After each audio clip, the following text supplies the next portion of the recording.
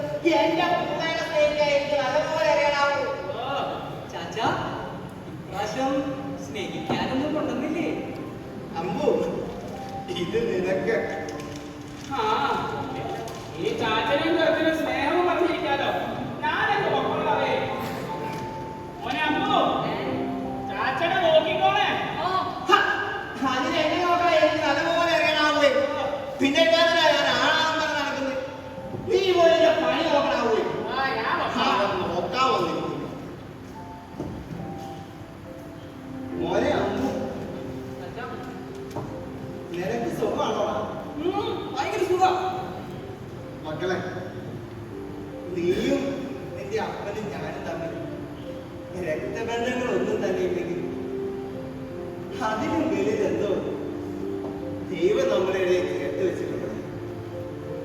ഇത്രയും നാൾ ഒരു കുടുംബത്തെ പോലെ സന്തോഷത്തോടെ നമ്മൾ ജീവിച്ചില്ലേ. ഇവിടെ കിട്ടുന്ന സുഖമൊന്നും വേറെ ഒരിടത്തേക്ക്. എന്നാ പിന്നെ ചാച്ചൻ എന്തിനാ ഇടയ്ക്ക് ഞങ്ങളെ തീർത്ത് ഇങ്ങനെ ഓരോ സ്ഥലത്തേക്ക് പോണേ? അത് ലോകം കാണും. ലോകം കാണാനോ? ഓ, ചാച്ചൻ എന്റെ അമ്മയെ എവിടെയെങ്കിലും വെച്ച് കണ്ടിട്ടുണ്ടോ? ഓ, നിന്റെ അമ്മേനെ കാണാനൊന്നും അല്ലാ പോയി ഞാൻ ഈ നാട് വിട്ട് പോകുന്നത്. പിന്നെ എടാ ഈ തെരുവിനപ്പുറം നീ കാണാത്ത കുറെ കാഴ്ചകളുണ്ട്. ചാച്ചനുണ്ടായിരുന്നോ? ചാച്ചന് എപ്പോ എത്തി? ഞാൻ ഇപ്പൊ വന്നോളൂ ഡാക്ടറെ. ചാച്ചന്റെ ആരോഗ്യം ഓക്കെ അല്ലേ? ഒരു കുഴപ്പമില്ല ഡാക്ടറെ. ഞാൻ ഫുള്ള് ഫിറ്റാ. അല്ലെങ്കിലും ശരീരത്തിനല്ലോ മനസ്സിനല്ലേ ഡാക്ടറെ ആരോഗ്യം വേണ്ടത്. ശരീരത്തിനും ആരോഗ്യമൊക്കെ വേണം ചാച്ചാ. എന്നാലല്ലേ കാര്യങ്ങളൊക്കെ നമുക്ക് നല്ല മണി പോലെ ചെയ്യാൻ പറ്റൂ, അല്ലടാ? അതെ ഡോക്ടറെ, ഈ ശരീരം ഉണ്ടെങ്കിലല്ലേ നമുക്കൊക്കെ ഇങ്ങനെ ജീവിക്കാൻ പറ്റൂ. സന്തോഷം ചെയ്യണം. അവനിപ്പോ ഇറങ്ങിയുള്ളൂ. സത്യം പറഞ്ഞാ സന്തോഷിനെ കാണാനാ ഞാൻ ഇങ്ങോട്ട് വന്നേ. എന്റെ ഡാക്ടറെ, അവന്റെ കാര്യമൊന്നും പറയണ്ട. ഈ കുടുംബത്തിനോ ഒരു ഉപകാരമില്ല, പിള്ളേരുടെ കാര്യമാണേ നോക്കൂല. അത് ഇടി ചാച്ചാ. എന്നാ ഇതങ്ങ് വെച്ചോ, കുറച്ച് വീട്ടു സാധനങ്ങളാ. വലിയ ഉപകാരം ഡാക്ടറെ. ഇവിടെ ആവശ്യമുള്ളതല്ലേ? അപ്പൻ മരുന്നൊക്കെ കഴിച്ചിട്ടാണോടാ പോയത്? കഴിച്ചിരുന്നു ഡോക്ടറെ. ഞാൻ പറഞ്ഞിട്ടില്ലേ അപ്പൊ നീ വേണം അതെല്ലാം ശ്രദ്ധിക്കാൻ. ഞാനെല്ലാം നോക്കുന്നുണ്ട് ഡോക്ടറെ. അത് കേട്ടാണ് സത്യം പറഞ്ഞ ചാച്ചന്റെ വരവ് അമ്മൂടെ ഏറ്റവും ഇഷ്ടം. അത് അവന്റെ മുഖത്ത് നിന്ന് തന്നെ വായിക്കും. ഞാൻ ഇടയ്ക്ക് വരുന്നതിനും എന്നാ സന്തോഷത്തിലാവും. അത് പിന്നെ ഡാക്ടറെ എന്നെ കണ്ടാൽ തന്നെ ഒരു ഫുള്ള് ഹാപ്പിനെസ് അല്ല. അതൊക്കെ ശരിയാ ഡോക്ടറെ. പക്ഷേ ഇവിടെ നമ്മുടെ മല്ലി കൂടി ഇവിടെ വേണമായിരുന്നു. അവിടെ കിട്ടൂടാ. പോലീസ് അന്വേഷിക്കുകയല്ലേ, നമുക്ക് നോക്കാം. ഡോക്ടറെ, ഇത് നമ്മുടെ തെരുവിന്റെ ഉത്സവം അറിയാലോ. അപ്പോ വൈകിട്ട് ഇവിടേക്കൊക്കെ ഡോക്ടർ വരൂലേ? ഡാക്ടറെ എനിക്ക് വൈകിട്ട് വരുമ്പം ഒരു കുട്ടി കൂടി. ചാച്ച ഞാൻ തരുന്ന മരുന്നൊക്കെ കഴിക്കാറുണ്ടാ? എനിക്ക് ഈ മരുന്നൊക്കെ പുറത്ത് പൈസക്ക് കൊടുക്കാൻ അറിയാൻ മേലാഞ്ഞിട്ടല്ല, പിന്നെ നിങ്ങളോടൊക്കെയുള്ള സ്നേഹം കൊണ്ടാണ് ഞാൻ ഇവിടെ കൊടുക്കുന്നത് ഫ്രീ ആയിട്ട് തന്നെ. അതുകൊണ്ട് ചാച്ചൻ ആദ്യം മരുന്നൊക്കെ കഴിക്കേ, എന്നിട്ട് മതി കുപ്പിയൊക്കെ. ശരി ഡാക്ടറെ, ഇന്ന് മുതൽ ഞാൻ പച്ചയാണ്. ഒരൊറ്റ വാക്കാണ്. എന്നാ ഞാൻ അറിയട്ടെ, ക്ലിനിക്കിൽ ആളുകൾ വന്നിട്ടുണ്ടായിരിക്കും. പോട്ടെ ചാച്ചാ. അമ്പു, വൈകിട്ട് ഞാൻ നോക്കാം. പറ്റുവാണെ ഇറങ്ങാം. ശരി ഡോക്ടർ. ഓക്കെ.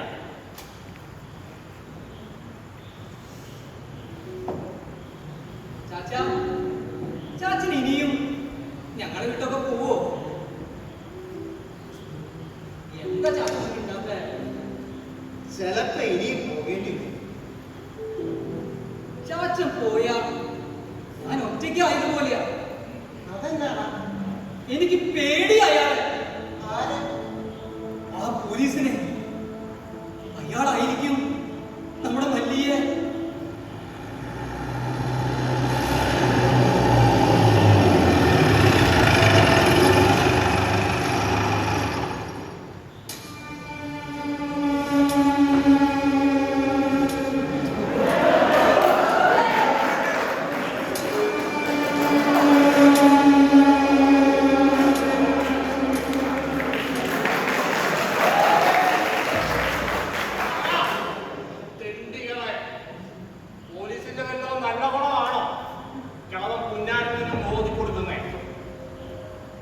അപ്പോ എവിടാടാ നിന്റെ അപ്പൻ സന്തോഷ്?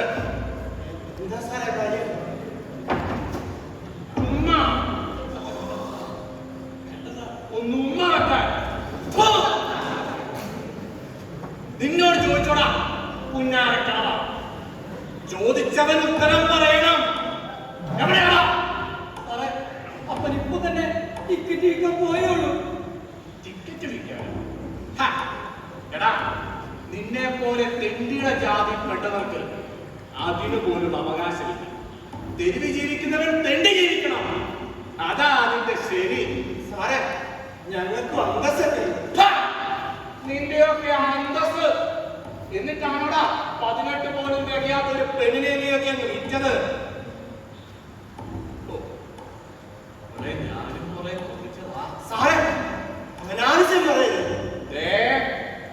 ആ കേസിൽ എന്നെയൊക്കെ പിടിച്ച് ഉള്ളിട്ടവൻ അറിയാൻ വേണ്ടിട്ടല്ല. പിന്നെ നിന്നെ കൊണ്ടുള്ള ആവശ്യങ്ങളൊന്നും കഴിഞ്ഞിട്ടില്ല. നിങ്ങൾ ഉപദ്രവിക്കല്ലേ സാറേ? ഇല്ല, അതിനൊന്നും എന്നെയൊക്കെ ഊറ്റി തീർന്നില്ലല്ലോ. നിന്റെ അപ്പം വരുമ്പം പറഞ്ഞേരെ ഞാൻ വന്നിരുന്നു എന്ന്. എനിക്ക് വേണ്ടത് അവനെയാണ്. ഓട്ടടാ അമ്പോ.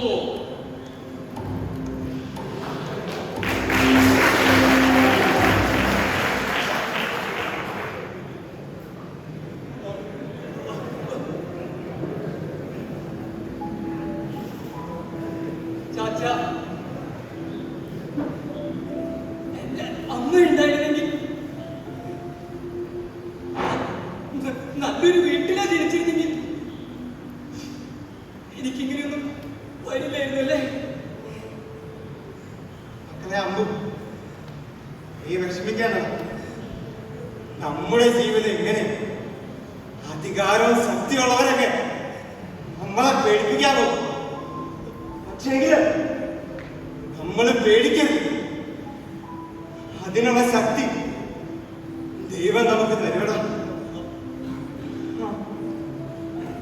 മല്ലിമോള് തിരിച്ചു വരുമ്പോ എല്ലാ പ്രശ്നങ്ങളും ഇതിലൂടെ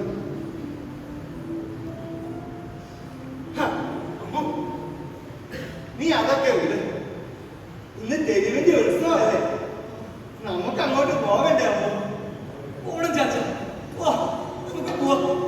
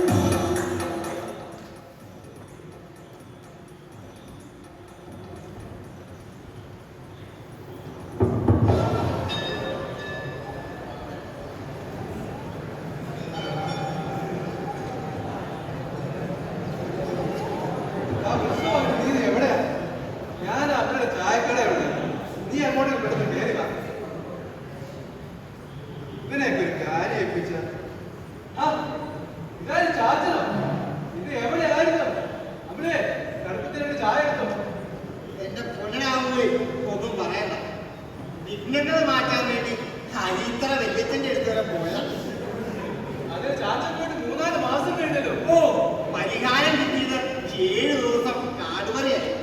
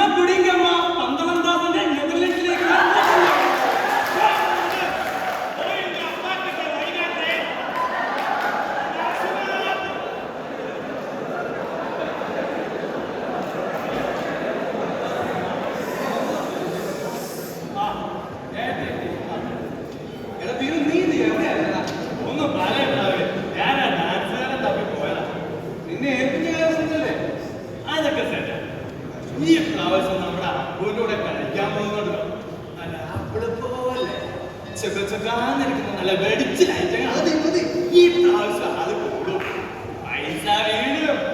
അതെ സംഘാടക, താൻ ആദ്യം ആ വെളിച്ചിന് പോലത്തെ പറ്റൊന്ന് തീർക്കണോ, എന്നിട്ട് പോരെ ഐറ്റങ്ങളൊക്കെ. മോനെ അമ്പിളി, ഈ പ്രാവശ്യത്തെ ഉത്സവം കഴിയുമ്പോ നിന്റെ കണക്ക് ഞാൻ തീർത്തിരിക്കും.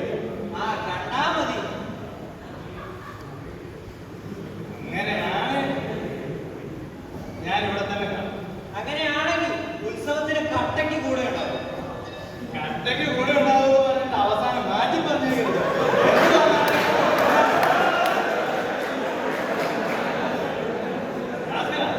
ആ ഡാൻസ് ഹോളിന്റെ അവിടെ വെക്കാം. നീ പോയി അവരെ വിളിച്ചോ.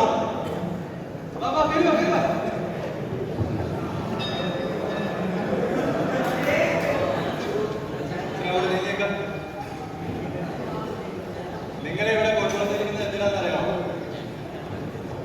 ഘോഷയാത്രയുടെ മധ്യ ഡാൻസ് കളിക്കാൻ. ഈ ഘോഷയാത്രയെ പറ്റി നിങ്ങൾക്ക് വല്ല അറിയാമോ? അപ്പൊ നിനക്കൊന്നും അറിയില്ല. എന്നാ അതിനു വേണ്ടി ഞാൻ ഇൻസ്ട്രക്ഷൻ തരാൻ ഇവിടെ വന്നേക്കാം.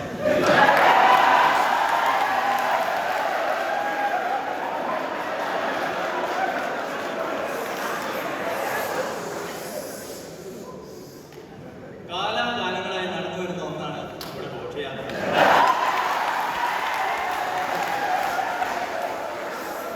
അതുകൊണ്ട് തന്നെ ഇതിന് അതിൻ്റെതായ പ്രാധാന്യമുണ്ട്.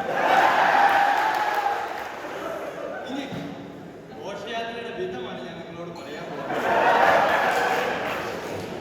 ഏറ്റവും മുമ്പിലായി 2 പേർ മത്സരിക്കും.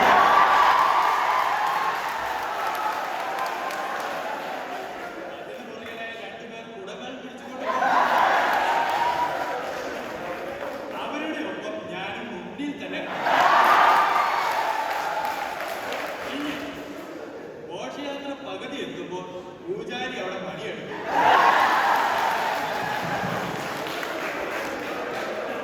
ഈ കാണുന്ന 2 ആനകൾ, ഇതിന് മധ്യത്തിൽ നിന്നായിരിക്കും നിങ്ങൾ ഡാൻസ് കളിക്കുക. എടാ കുഞ്ഞിരാമ, നിനക്കൊക്കെ വേണ്ടി ഞാനൊരു മാതൃക കാണിക്കും ഈ ഘോഷയാത്ര. ഇന്നുമാണോ 2 പേർ ഇവിടെ വരുന്നു, മഹാദേവിയെ കുമ്പിടുന്നു.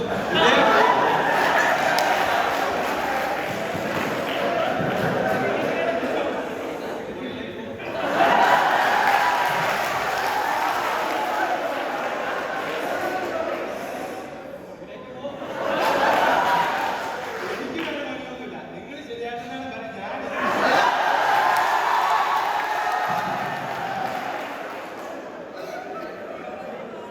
ഇങ്ങനെ വേണം നിങ്ങൾ ഘോഷയാത്രയ്ക്ക് പോകാൻ. മനസ്സിലായോ? ഇനി എടാ ടുട്ടു, എടാ മിന്തു, ഇതാണ് ഇവിടുത്തെ കുഴപ്പം. പണിയെടുക്കാൻ നോക്കിയ ഒരുത്തനെയും കാണില്ല. അതുകൊണ്ട് തന്നെ ഇപ്പൊ കാര്യം മനസ്സിലായല്ലോ. നമ്മുടെ ഇവരെ കൊണ്ട് ഈ ചുക്കിനെയൊക്കെ എടുത്ത് ഇവിടേക്ക് ഒന്ന് അടിച്ചു വാരി ഡാൻസിന് വേണ്ട രീതിയിൽ ഇവിടേക്ക് ഒന്ന് ഒരുക്കാം. ഞാൻ ആ പടക്കക്കാരുടെ അടുത്ത് പോയിട്ട് വരാം.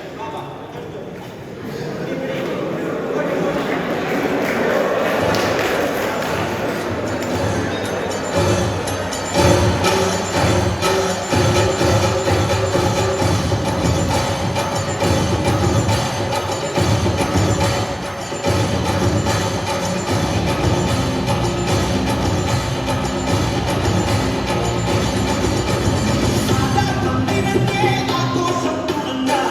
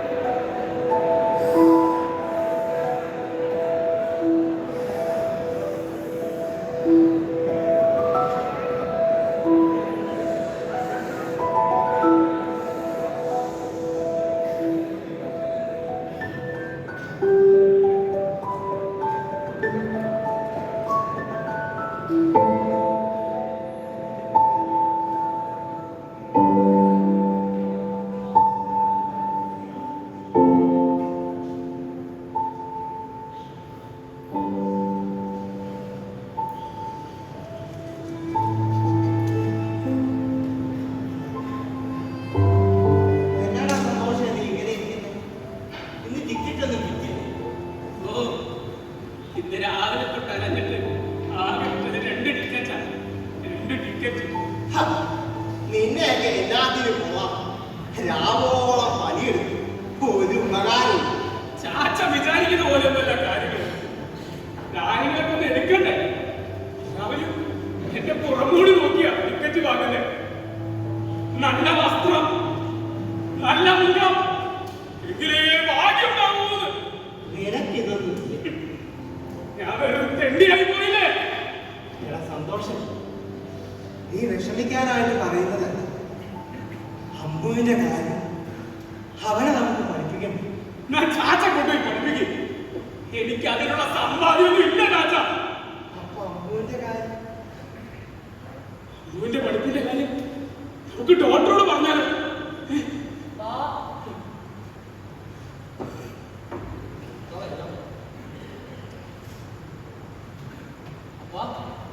അപ്പനെ അന്വേഷിച്ച് ഇവിടെ പോലീസ് വന്നായിരുന്നു. എന്തിന്? അത് നീ പോയി പോലീസിനോട് ചോദിക്കാവോ? രോഗിക്കും അതല്ലപ്പാ, നമ്മുടെ മല്ലിമോളെ കാണാനില്ലാത്ത കേസില് അപ്പനെ അവർക്ക് സംശയം. വെറും സംശയം മാത്രമല്ലേ? അവർ അന്വേഷിക്കട്ടെ. എന്റെ മോളെ കിട്ടാതിരിക്കില്ല. എടാ സന്തോഷം, നിനക്കില്ലല്ലോ പങ്കുകൊണ്ടെന്ന് ഞാൻ അറിഞ്ഞ നിന്റെ ആദ്യം നൽകുന്നത് ഞാനായിരുന്നു. ചാച്ചനെ ഇറങ്ങി പോകുന്നുണ്ടോ? അല്ലേ തന്നെ മനസ്സിലുള്ള സമാധാനമില്ല. ഹ, ഞാനന്ന് പോയേക്കടാവുകയും എന്റെ ചെറുപ്പിനെ ഒന്ന് കണ്ടേച്ച് പോകാൻ വേണ്ടി തന്റെ ആവാത്തത്. ചാച്ചൻ പോവാണ്. ചാച്ച പോവല്ലേ ചാച്ച?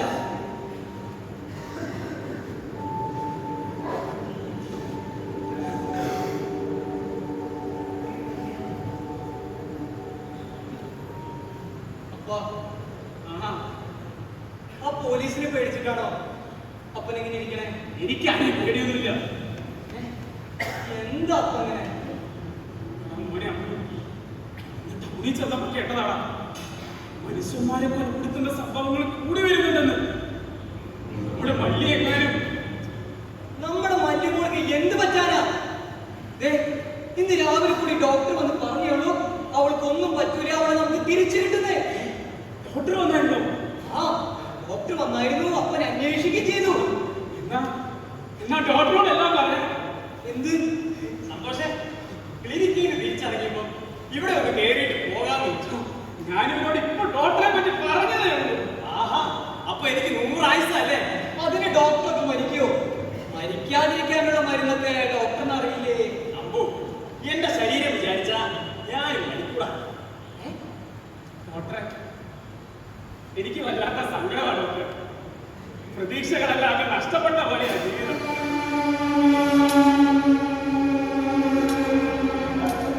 ഹലോ, നിന്റെ പ്രതീക്ഷകളൊന്നും നഷ്ടപ്പെട്ടില്ല സന്തോഷേ. പക്ഷേ നീ എന്ത് പ്രതീക്ഷിക്കണമെന്ന് ഞാൻ തീരുമാനിക്കും.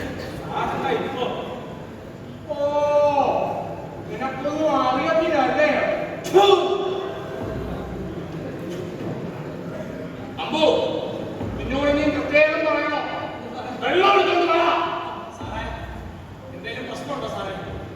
ഇയാളാരാ? ഞാനിവിടെ കാര്യങ്ങളൊക്കെ നോക്കുന്ന ഒരു ഡോക്ടർ. തെണ്ടികൾക്കും പരിപാലനം കൊള.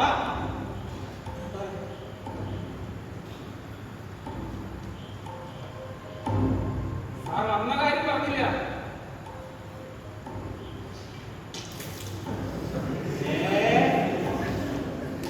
ഇങ്ങോട്ട് മാറി നിൽക്കടാ. ഊര്, നിന്റെ തുണി ഊര്. മനസ്സിലായില്ല സാർ. നിനക്ക് ഞാൻ മനസ്സിലാക്കി തരണം. കോൺസ്റ്റബിൾ, അവന്റെ കൈയ്യെന്ന് കെട്ടിയേനെ. അയാൾ അറസ്റ്റ് ചെയ്യണം. മിണ്ടരുത്. അമ്പു, നീ ചെവി തുറന്ന് കേട്ടോ. നിന്റെ അപ്പൻ ഒരു കൊലപാതകിയാണ്. അല്ല, വേണ്ട സാറേ. മുഴുവൻ കേൾക്കണം. സന്തോഷേ, ഇതൊക്കെ ഒരു സന്തോഷ വാർത്തയല്ലേ? പറഞ്ഞു കൊടുക്കണം കോൺസ്റ്റബിൾ. തോട്ടക്കാട്ടിലെ കുപ്പക്കുഴിയിൽ നിന്ന് മുറിച്ചു മാറ്റപ്പെട്ട കുറച്ച് ശരീരഭാഗങ്ങൾ കണ്ടുകിട്ടി. ശരീരം കാണാതെ പോയ മല്ലി എന്ന പെൺകുട്ടിയാണെന്ന് ബോധ്യപ്പെട്ടു. എന്താണ് എന്റെ മല്ലി? ഒന്നത് ഇവൻ സന്തോഷ.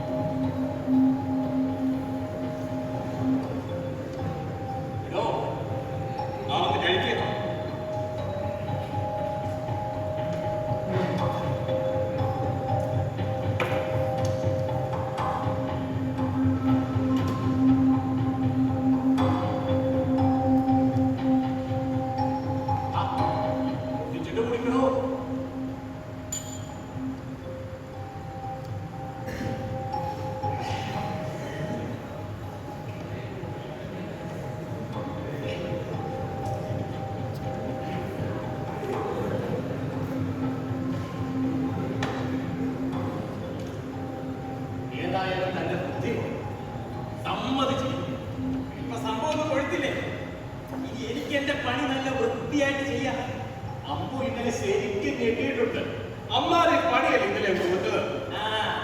ഇനി അവൻ എന്നെ തേടി ഇവിടെ വരിക. ഇവിടെ വരാതെ വേറെ എവിടെ പോകാൻ? ഏതായാലും മല്ലിയെ നമ്മൾ രണ്ടാലും പ്ലാൻ ചെയ്ത പോലെ താൻ എനിക്ക് തന്നു. അവന്റെ അപ്പൻ സന്തോഷിനെ എനിക്ക് വിറ്റു.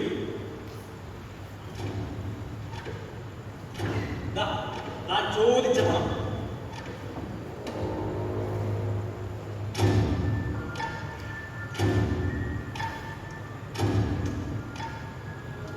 ഡോക്ടറെ, ഞാൻ തനിക്ക് തരുന്ന ശരീരങ്ങൾക്ക് വല്ലോ കണക്കും. സന്തോഷിനെയാണെങ്കിൽ തനിക്ക് കൈമാറിയിട്ട് ഇത് 4-ാം ദിവസമാണ്. എന്തിനാണ് ഡോക്ടർക്ക് ഇത്രമാത്രം ശരീരങ്ങൾ? അത് താൻ അറിയണ്ട. ഓരോ ശരീരങ്ങൾക്കും താൻ ചോദിക്കുന്ന പണമല്ലേ ഞാൻ എണ്ണി തരുന്നേ. പിന്നെ പെണ്ണിന്റെ ശരീരമാണ് തനിക്ക് എക്സ്ട്രാ ലാഭം. ഡോക്ടറെ, അവൻ വന്നു. താൻ പൊക്കോ.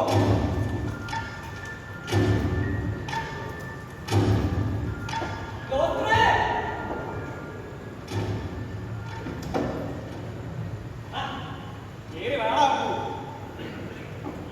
ഡോക്ടറെ, എന്റെ അപ്പനെ രക്ഷിക്കുന്നു ഡോക്ടറെ. ഡോക്ടർ വാ, നമുക്ക് പോവാം. ഞാൻ ഇപ്പൊ പോലീസിനെ വിളിച്ചേ ഉള്ളൂ. നമുക്ക് എല്ലാം ശരിയാക്കാം. ഏത് ആ പോലീസിനെയോ?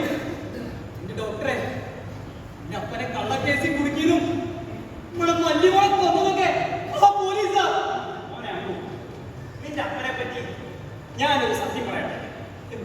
നിന്റെ അപ്പൻ ഒരു ക്രൂര മനസ്സിന്റെ അടിമയാണ്. ആഗ്രഹിക്കുന്ന പോലെ നടന്നില്ലെങ്കിൽ നിന്റെ അപ്പനൊരു മൃഗമാണ്. ഇത് കുറയ്ക്കാനായിട്ടുള്ള മരുന്നാണ്. മോൻ എല്ലാ ദിവസവും രാവിലെ അപ്പനെ കൊടുക്കുന്നേ. അപ്പൊ മല്ലി ചിലപ്പോ ആവാം.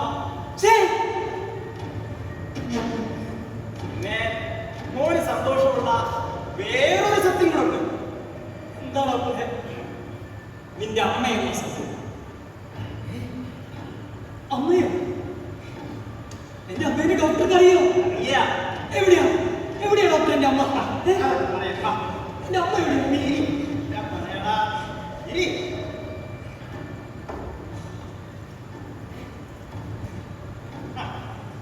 അതിനു മുമ്പ് നീ ഇത് കഴിക്കും. നിന്റെ അമ്മ നന്നതാണ്.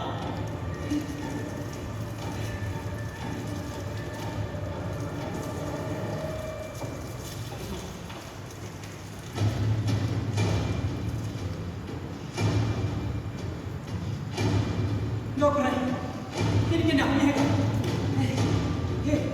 എനിക്ക് എന്റെ അമ്മയെ കാണണം ഡോക്ടറെ.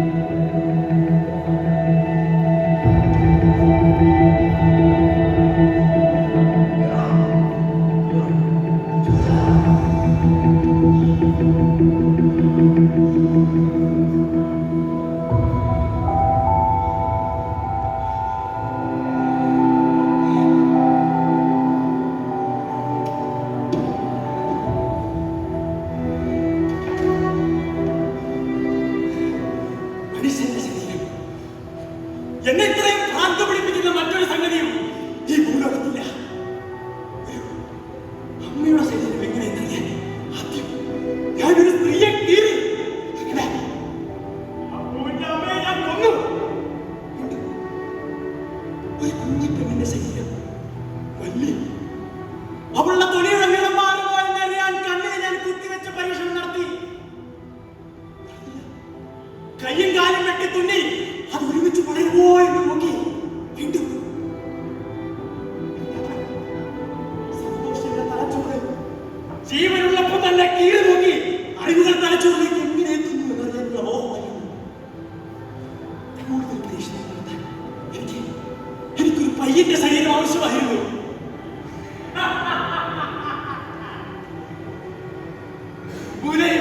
എനിക്ക് കിട്ടി. എന്റെ അവയവങ്ങളെല്ലാം ഞാനിപ്പോ പുറത്തെടുക്കും. ഒരുത്തനും എന്നെ തടയാനാവില്ല.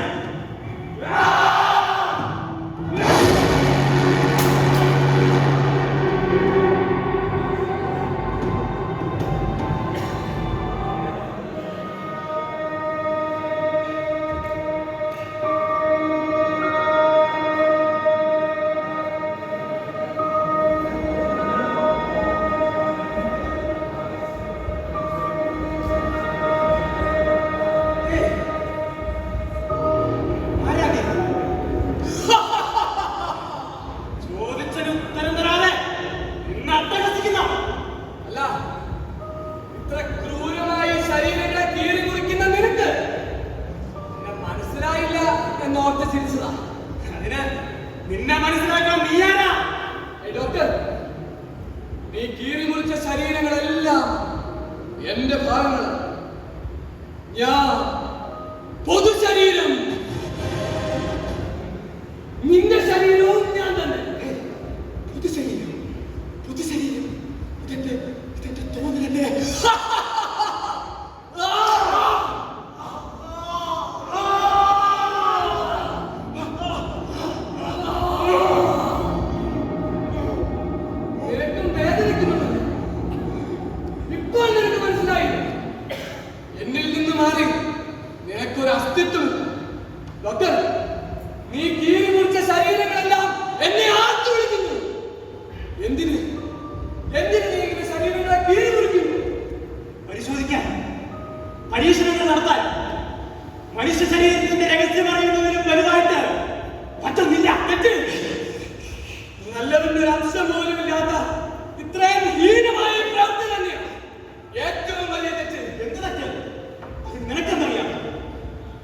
ലോകത്തിനും വൈദ്യശാസ്ത്രത്തിനും ഞാൻ നൽകുന്ന ഏറ്റവും നല്ല സമ്മാനം അതിതാണ്.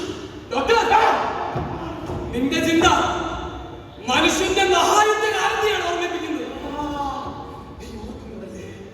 മനുഷ്യ ശരീരത്തിന്റെ മേൽ പരീക്ഷണങ്ങൾ നടത്തി വിജയിച്ച അന്നത്തെ മഹാന്മാരായ ആ ഡോക്ടർമാർ തന്നെയാണ് നായകന്മാർ. നിനക്ക് ഭ്രാന്താണ് ഡോക്ടർ. നിന്റെ മനസ്സ് വെറുതെ മറ്റ് ശരീരങ്ങളെ തകർക്കുന്ന ഭ്രാന്തിനെയാണ് കൂട്ടുപിടിക്കുന്നത്. നീ ഓർക്കുന്നില്ലേ ഡോക്ടർ ഹെർമൻ ബെക്കർമാൻ മനുഷ്യന്റെ ശരീരത്തിന്റെ മേൽ പരീക്ഷണങ്ങൾ നടത്തി വിജയിച്ച ഡോക്ടർ ഹെർമൻ ബെക്കർ? അങ്ങനെ എത്രയോ ഡോക്ടർമാർ. ദൈവം തന്ന ആത്മാവിന്റെ സുന്ദര ചിത്രമാണ് ഈ ശരീരം. ദൈവത്തിന്റെ ചായയും സാദൃശ്യമാണ്. ഒരു ശരീരം എനിക്ക് കിട്ടി കഴിയുമ്പോൾ ഞാൻ ആദ്യം മുഴുവൻ ചുപ്പിക്കും. തൊലിയും നഖവും മുടിയും എല്ലാം ഞാൻ വളർത്തും. ശരീരം വെട്ടി പുറത്തിടും. ഒറ്റയ്ക്കൊരു ഹൃദയം എടുത്ത് പുറത്തു വെച്ച് അത് പിടിക്കുന്നതിന് സൂക്ഷിച്ചു നോക്കും. രക്തം ഓടുന്നത്, അവയവങ്ങൾ പ്രവർത്തിക്കുന്നത്, അങ്ങനെ ശരീരത്തിൽ നടക്കുന്നതെല്ലാം എല്ലാം അറിയാനുള്ള ഭ്രമം ബുക്കൻവാൾഡിലെ കോൺസെൻട്രേഷൻ ക്യാമ്പിലെ ഇക്കോസ്കോർ എന്ന യുവതിക്കുണ്ടായിരുന്ന അതേ ഭ്രമം. ആ ഭ്രമത്തെ ഭ്രാന്തിന് വിളിക്കല്ലേ. ദൈവത്തിന്റെ ചായയും സാദൃശ്യവും നിന്റെ വൈകല്യങ്ങൾ കൊണ്ട് എന്തിനു നീ ഇങ്ങനെ ശരീരങ്ങളെ കീഴ് കുറിക്കുന്നു? ശരീരം നിന്നെയല്ലേ ഞാൻ ഇഷ്ടപ്പെട്ട, നിന്നെ മനസ്സിലാക്കാൻ ഞാൻ കഷ്ടപ്പെടുന്നത്. ഇല്ല ഡോക്ടർ, ശരീരത്തെ കൊല്ലുന്നു നീ ശരീരത്തിനെതിരെ തന്നെ തെറ്റ് ചെയ്യും. അപ്പോൾ നാസി കോൺസെൻട്രേഷൻ ക്യാമ്പില് അന്നത്തെ ആ ഡോക്ടർമാർ ചെയ്തത് ശരിയല്ലെന്നാണോ നീ പറയുന്നത്? ഞാൻ ചെയ്തത് ശരിയല്ലെന്നാണോ നീ പറയുന്നത്? ആർക്കും വേണ്ടാതിരുന്ന ജൂതത്തടവുകാരുടെ ശരീരത്തിലൂടെ ലോകത്ത് ജനിക്കാനിരിക്കുന്ന ഭാവി ശരീരങ്ങൾക്ക് വേണ്ടി അവർ കണ്ടെത്തിയ ആ കണ്ടുപിടുത്തങ്ങൾ എങ്ങനെ ശരീരത്തിനെതിരെയുള്ള തെറ്റാണ്? ആ ഡോക്ടർമാരുടെ ജീവിതം കേവലം ആത്മഹത്യയിൽ അവസാനിച്ച കാര്യം മാത്രം നീ മറന്നു അല്ലേ? ആത്മഹത്യ ചെയ്യാൻ മാത്രം ഞാനൊരു മണ്ടനല്ല. അതിനല്ല ഞാനൊരു ഡോക്ടറായേ. പിന്നെന്തിനാ? കണ്ടത് കേട്ടത് പറഞ്ഞതെല്ലാം മനുഷ്യന്റെ ശരീരത്തെ പറ്റിയ തൊലികൾ കൊണ്ടും എല്ലുകൾ കൊണ്ടും ഉണ്ടാക്കിയ കൗശല വസ്തുക്കളായിരുന്നു എന്റെ കളിപ്പാട്ടങ്ങൾ. ചെറുപ്പത്തിൽ ശവക്കല്ലറുകളിൽ ഞാൻ കിടന്നുറങ്ങി. അങ്ങനെ ശരീരത്തോടുള്ള അതിന്റെ ശാസ്ത്രത്തോടുള്ള ആർത്തി ശരിയൊരു ഡോക്ടറാക്കി. എന്നിട്ട് ജീവനെ സംരക്ഷിക്കാൻ ഏതൊക്കെ വരെ പോകണമെന്ന് മെഡിക്കൽ ധാർമ്മികതയുടെ അടിസ്ഥാന ചിന്ത തന്നെ ഒരു ഡോക്ടറായ നീ തിരുത്തി. ശരീരത്തിൽ നിന്നും ജീവൻ വേർപിരിഞ്ഞു പോകുന്നത് നീ കണ്ടിട്ടുണ്ടോ? അതിന് നീ എന്തിനീ പാപങ്ങളെ കരുതാക്കുന്നു? എന്ത് തെറ്റാണ് നിന്നോട് ചെയ്തത്? നാസികൾ അവരുടെ സമൂഹത്തിൽ വേണ്ടാത്തവർക്ക് തീർപ്പാക്കിയ ജൂതന്മാരെ തീർത്തു. അതുപോലെ എന്റെ ഈ സമൂഹത്തിൽ വേണ്ടാത്തവരെന്ന് തീരുമാനിച്ച തെരുവിലെ തെറ്റുകളെ ഞാൻ കരുവാക്കുന്നു. മനുഷ്യരെ ഒരുത്തരെ ചോദിച്ചേർക്കില്ല. അങ്ങനെ മനുഷ്യ ശരീരത്തെ പറ്റി നീ എല്ലാം അറിഞ്ഞു. അതെ, പക്ഷേ ഒരു കാര്യം മാത്രം നീ അറിഞ്ഞില്ല. എന്ത്? വേദന, ശരീരത്തിന്റെ വേദന. അത് നീ അറിഞ്ഞില്ല. അത് മാത്രം നീ അറിഞ്ഞില്ല. നീ കൊന്നു തള്ളിയ ശരീരങ്ങളല്ല എന്നോട് പക നോക്കുന്നു. ആ വേദന നിനക്കറിയണ്ടേ?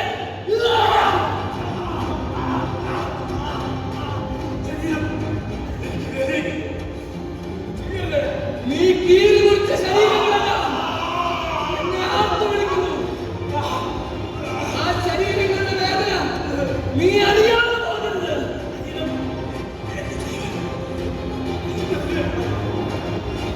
ഡോക്ടർ, ഈ പരീക്ഷകൾക്ക് വേണ്ടി ഇല്ലാതാക്കിയ ഓരോ തലച്ചോറുകളും നീ അരിഞ്ഞു മാറ്റിയ അവന്റെ അവയവങ്ങൾക്ക് നീ അരിഞ്ഞില്ലാതാക്കിയ അവന്റെ ഓരോ അവയവങ്ങൾക്ക് വേണ്ടി നീ കത്തിച്ചു വെച്ച മനുഷ്യന്റെ മുടിക്കും നഖത്തിനും അവന്റെ അസ്ഥിക്കും വേണ്ടി നിന്റെ മരണം നിന്റെ ശരീരം ആഗ്രഹിക്കുന്നു.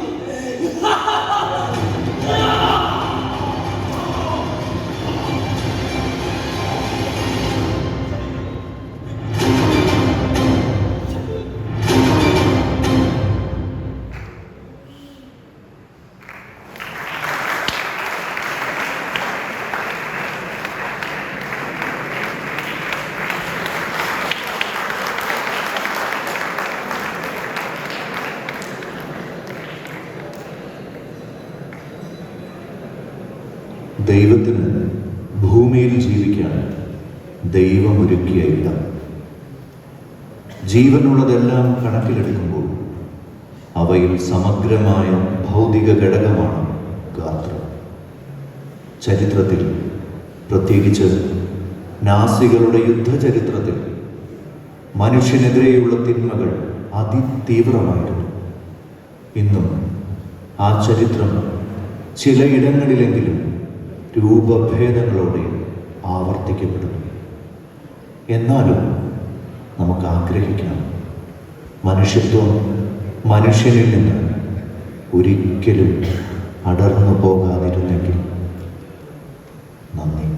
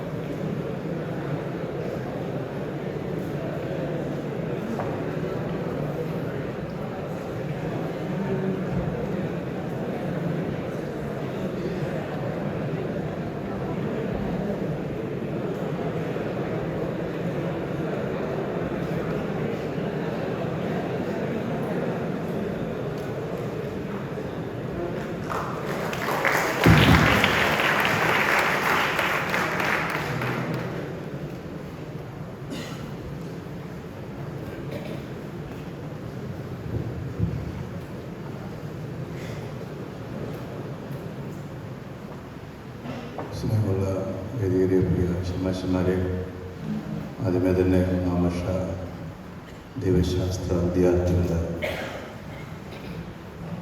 നല്ലൊരു ടീം പ്രമേയമാക്കി സ്വന്തമായിട്ട് രചിച്ച ഒരു നാടകം കഴിഞ്ഞ 1 മണിക്കൂർ നേരം അവരെ സ്റ്റേജിൽ അവതരിപ്പിച്ചു. വളരെ ഭംഗിയായിട്ട് അത് അവതരിപ്പിച്ചതിന് അവർക്ക് പ്രത്യേകമായ അഭിനന്ദനം അറിയിക്കുക.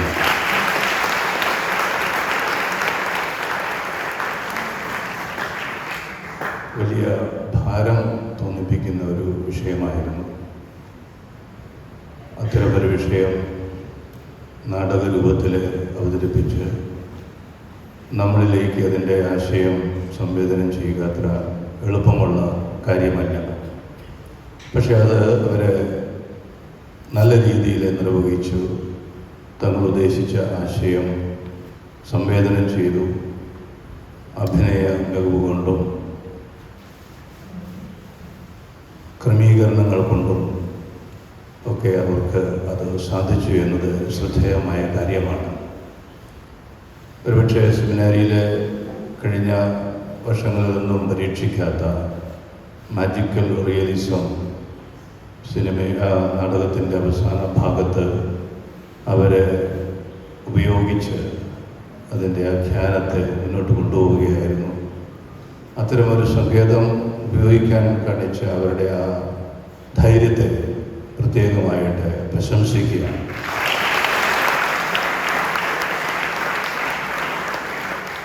വരും വർഷങ്ങളിൽ അവർക്ക് തീർച്ചയായിട്ടും നമ്മൾ നല്ല രീതിയിൽ കൂടുതൽ നാടകത്തിൻ്റെ സങ്കേതങ്ങളൊക്കെ ഉപയോഗിച്ച് നമ്മളെ രസിപ്പിക്കാൻ സാധിക്കുമെന്നത് അവർ തെളിയിച്ചു കഴിഞ്ഞു.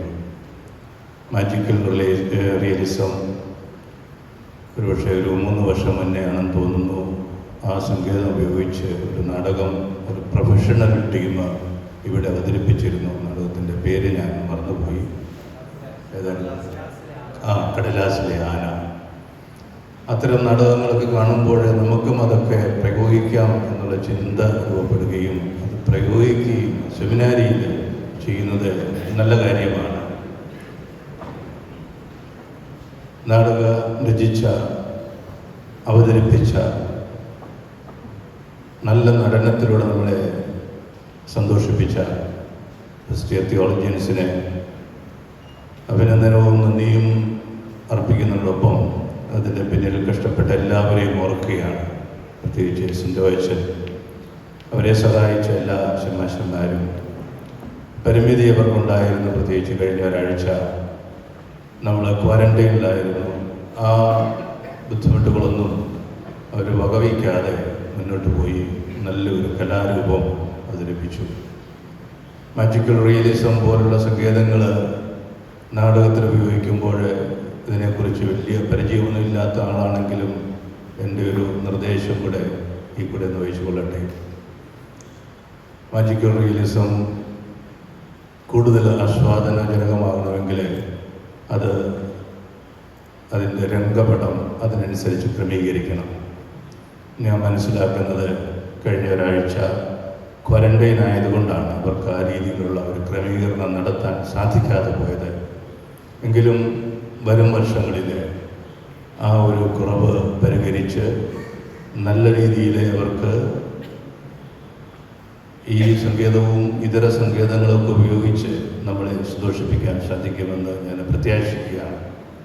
ഒരിക്കൽ കൂടെ ഫസ്റ്റ് ഇയർ തിയോളജിയൻസിന് എല്ലാവിധ അഭിനന്ദനവും മുന്നോട്ടുള്ള അവരുടെ കലാജീവിതത്തിലെ എല്ലാ ആശംസകളും ഞാൻ നേരുന്നു.